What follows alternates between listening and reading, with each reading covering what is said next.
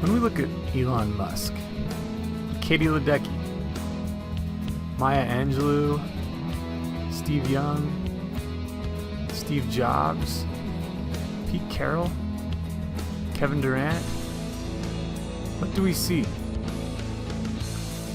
What do they have in common? What makes them so successful? When we look at someone like Steph Curry, what do we see? He's told that he was too small, too slow, he was too poor of a ball handler to play big-time basketball. Then, he struggled through a series of ankle injuries that prevented him from playing at his highest level. Now, he's considered one of the best, if not the best shooter in NBA history. Now, how did Steph Curry become one of the greatest basketball players of all time? Was it talent? Was it skill? Probably a little of both. But research shows that talent is overrated. As a culture, we worship talent. When we are asked if we value talent or hard work, many of us will answer hard work. But when given an employment hiring scenario, people almost always decide to hire talent over a harder worker. Curry fires away for three. That's good. Stephen Curry. The extent to which hard work pays off is very important to psychologist Angela Duckworth. Her research into a concept she calls grit has influenced how we look at the confluence of talent and skill. Her TED Talk from 2013 explains her ideas about grit. Feel free to watch or skip, depending on your time.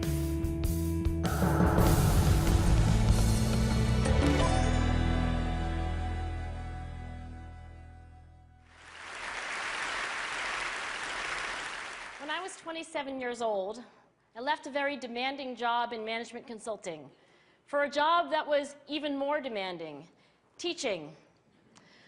I went to teach 7th graders math in the New York City public schools. And like any teacher, I made quizzes and tests, I gave out homework assignments. When the work came back, I calculated grades. What struck me was that IQ was not the only difference between my best and my worst students. Some of my strongest performers did not have stratospheric IQ scores. Some of my smartest kids weren't doing so well. And that got me thinking.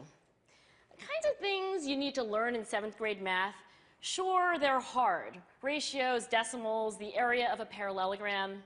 But these concepts are not impossible. And I was firmly convinced that every one of my students could learn the material if they worked hard and long enough. After several more years of teaching, I came to the conclusion that what we need in education is a much better understanding of students and learning from a motivational perspective, from a psychological perspective. In education, the one thing we know how to measure best is IQ.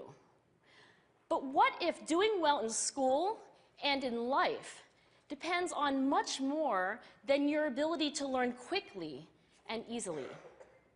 So I left the classroom and I went to graduate school to become a psychologist. I started studying kids and adults in all kinds of super challenging settings. And in every study, my question was, who is successful here and why? My research team and I went to West Point Military Academy. We tried to predict which cadets would stay in military training and which would drop out. We went to the National Spelling Bee and tried to predict which children would advance farthest in competition. We studied rookie teachers working in really tough neighborhoods, asking which teachers are still going to be here in teaching by the end of the school year. And of those, who will be the most effective at improving learning outcomes for their students? We partnered with private companies asking which of these salespeople is going to keep their jobs and who's going to earn the most money. In all those very different contexts, one characteristic emerged as a significant predictor of success. And it wasn't social intelligence, it wasn't good looks, physical health, and it wasn't IQ. It was grit. Grit is passion and perseverance for very long-term goals. Grit is having stamina. Grit is sticking with your future, day in, day out, not just for the week, not just for the month, but for years, and working really hard to make that future a reality.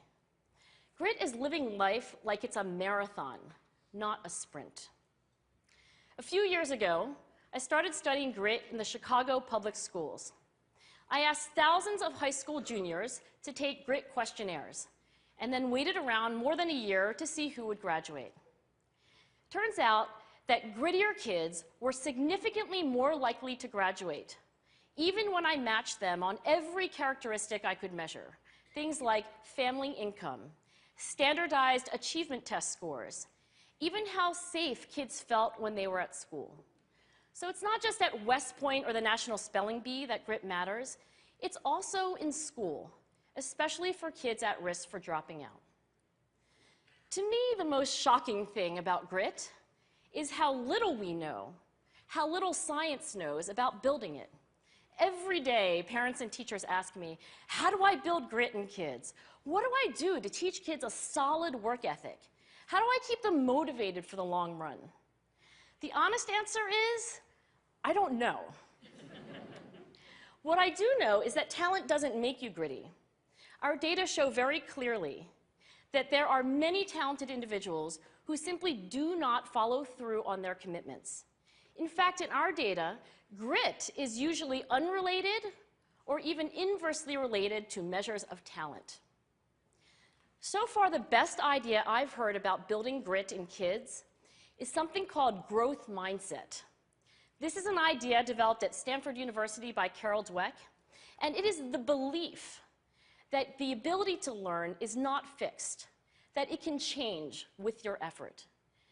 Dr. Dweck has shown that when kids read and learn about the brain and how it changes and grows in response to challenge, they're much more likely to persevere when they fail because they don't believe that failure is a permanent condition. So growth mindset is a great idea for building grit, but we need more. And that's where I'm going to end my remarks, because that's where we are. That's the work that stands before us. We need to take our best ideas, our strongest intuitions, and we need to test them. We need to measure whether we've been successful, and we have to be willing to fail, to be wrong, to start over again with lessons learned. In other words, we need to be gritty about getting our kids grittier. Thank you.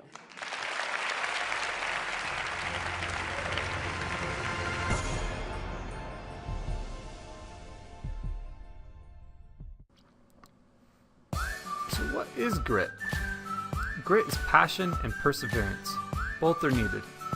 To be successful, we need to believe that what we are doing is important, and we need to be consistent in our effort over long periods of time. To develop passion, it's important we have a life philosophy. This life philosophy will drive our goals. Once we have one big goal, we can set long and short-term goals that we can use to achieve our big passion. There are two major sections of Duckworth's book that talk about how to grow grit. The first is building from the inside out, or building our own grit. The first way that we can build grit is by building genuine interest. Duckworth discusses how we build interest. First, we have those serendipitous moments when we discover a passion. These sparks of interest get us started. They do not define true interest. It is instead developed over time. The longer we stick with an interest, the deeper our passion can become. This is because we understand the subject more intently. Duckworth mentions that this kind of deep interest can take many years to attain. The next way to grow grit is from within through deliberate practice. We set a stretch goal, we work hard at it, we seek feedback, and we repeat. Duckworth studied kids who were successful at the National Spelling Bee. What she noticed is that those who were most successful were those who practiced deliberately, studying word lists, memorizing word parts, quizzing themselves, and spending hours and hours doing so, as opposed to those who read books and played games like Scrabble to learn how to spell. In fact, the amount of time spent in deliberate practice immediately correlated to the success students had at the spelling bee. To illustrate, let's take a look again at Steph Curry. Before every game, he embarks on an epic warm-up routine that smacks of deliberate practice. He starts with a set of dribbling drills that help him master control of the basketball. He He then moves on to drills to help him hone in on specific shots, moving from inside out. As he goes through these drills, he receives feedback. His most immediate feedback is from the ball itself as he dribbles and shoots. If he mishandles or misses, he knows he's done something wrong. He also receives feedback from coaches who help him through the routine. Duckworth mentions that truly gritty people want negative feedback because they're most concerned with what they are doing incorrectly so they can fix it. Curry doesn't stay for his entire routine in shots that are easy. Instead, he moves on to shots that are increasingly more difficult. This is an important aspect of deliberate practice. You must try to do things that you cannot currently do consistently or at all, and then keep building on those skills through feedback and dogged persistence until you can consistently complete them. Curry also tries to do new things, trying out new drills that will help him with balance and repetition.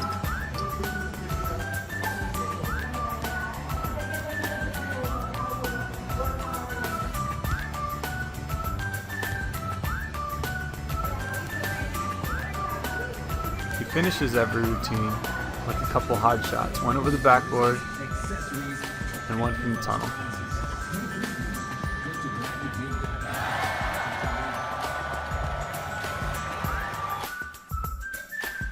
To stay gritty, you must also feel that what you're doing is important. This is easier to do if you truly believe your work is bettering the world in some manner. Duckworth suggests that if we feel we don't have enough of a sense of purpose in our work, we should change the way we work in subtle ways to make it match our life philosophy better. As we develop purpose in our work, it helps us develop the resiliency to overcome challenges. This can help us greatly in persevering through tough times and developing grit. The final way that Duckworth talks about building grit from inside out is by having hope. She mentions a Japanese proverb that translates, "Fall 7, rise 8," meaning when you are down, you get up and go further. She relates this to growth mindset research by Carol Dweck, who talks about truly believing that your actions will improve your situation and praising effort over talent.